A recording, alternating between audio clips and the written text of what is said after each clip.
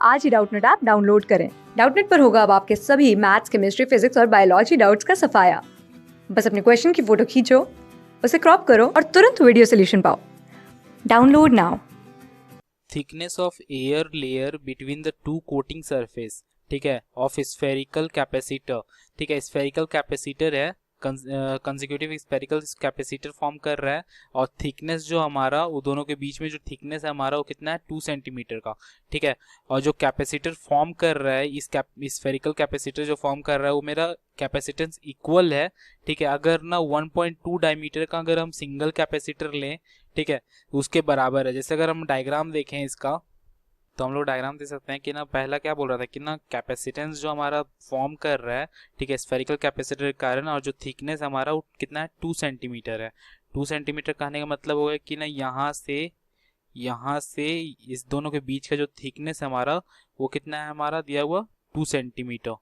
ठीक है, 2 सेंटीमीटर। तो ना अगर हम मान लेते हैं कि ना ये स्मॉलर रेडियस हमारा, ठीक है, स्मॉलर रेडियस हमारा ये जो है हमारा उसको हम लोग ए मान लेते हैं, और जो बड़ा रेडियस है हमारा उसको हम लोग बी मान लेते हैं। ठीक है, तो ना बी माइनस ए की जो वैल्यू हमारी, बी माइनस ए की वैल्यू कितनी दी हुई है, 2 सेंटीमीटर।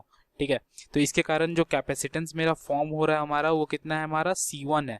ठीक है, वो बोल रहा है कि ना सेम कैपेसिटर अगर फॉर्म होगा अगर हम लोग एक सिंगल स्फेरिकल यूज करें, सिंगल स्फेयर यूज करें जिसका डायमीटर हमारा 1.2 मीटर का है, तो उसके लिए जो कैपेसिटेंस फॉर्म हो रहा है अगर हम C2 मान रहे हैं तो दोनों क्या बोला है, सेम है।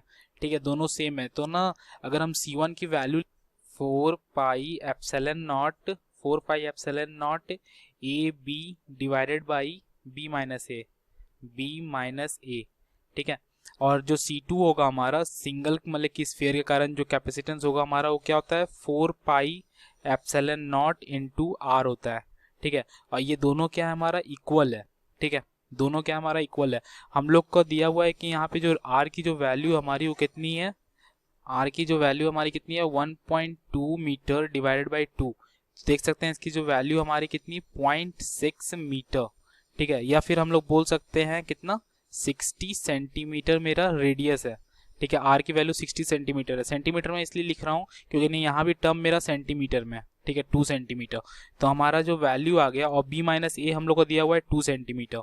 ठीक है, तो 4 पाई एप्सिलॉन नॉट से 4 पाई एप्सिलॉन नॉट कैंसिल हो जाएगा। जो ए बी की जो वैल्यू आएगी हमारी वो क्या हो जाएगा, ए बी, बी माइनस ए की वैल्यू कितनी दी हुई है, 2 सेंटीमीटर, और 4 पाई एप्सिलॉन नॉट से 4 पाई एप्सिलॉन नॉट कैंसिल हो गया, तो आर की जो वैल्यू हमारी कितनी है, 60 सेंटीमीटर।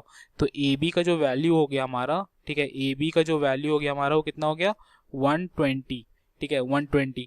तो हम लोग देख सकते हैं यहाँ पे हमें क्वेश्चन में क्या फाइंड आउट करना है कि रेडियस ऑफ इट्स सरफेस कितना है, मतलब कि ना ए और बी की वैल्यू हमें फाइंड आउट करनी है। ठीक है, तो ए और बी की वैल्यू फाइंड आउट करनी है, तो हमें ए बी पता चल गया है और बी माइनस ए हमें पता चल गया है। ठीक है, बी माइनस ए की वैल्यू कितनी है, 2 सेंटीमीटर है।